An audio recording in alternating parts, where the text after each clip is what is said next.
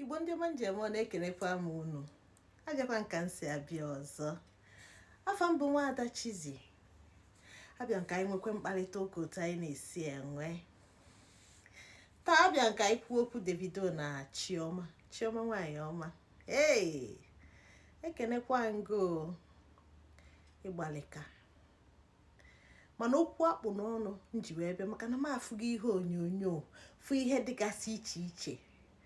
Mana dịka nwa dị Igbo, ebe m nọ na-ene anya bụ ihe gbasara omenala Igbo. Ya bụ mgbe i buru mmanya wee bunye di gị.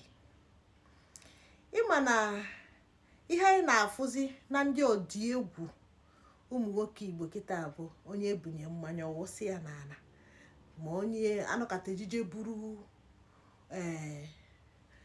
fruit juice wee na-eme ihe omenala Igbo. Ma ebunye ewụsị ya n'ala. Ọkwa onye na-ahụghọkwari otu m si na-ahụghọri o. Asị na ndị ọgọ ga-egbu ma onye na-eze ndụ pastọ gị wee sị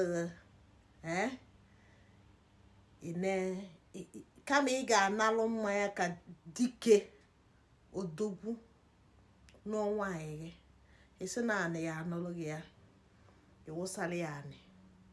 That covenant between a man and a woman ọ dịrọ.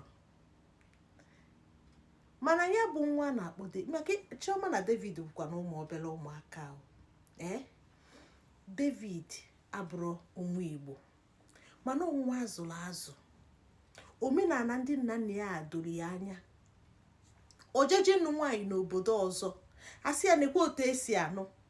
Nwunye ya ṅụọ mmanya bunye ya, ọṅụcha ya bunye iko, ṅụọ ya gwogwo nke o ji bụrụ odogwu. Etuo m gị odogwu David.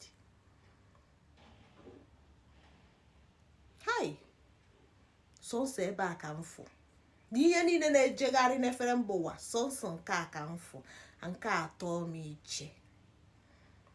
Ya bụ nwata nwoke bụ mmadụ, nwa azụrụ azụ, odogwu ka ịbụ nna o.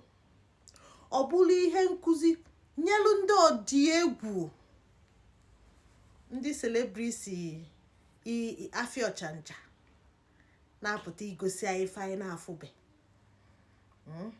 Maka na enwe ebe iche na ịnọ nyazi ife omenala nne gị na nna gị eme ya ka ndị ọcha like gbafue.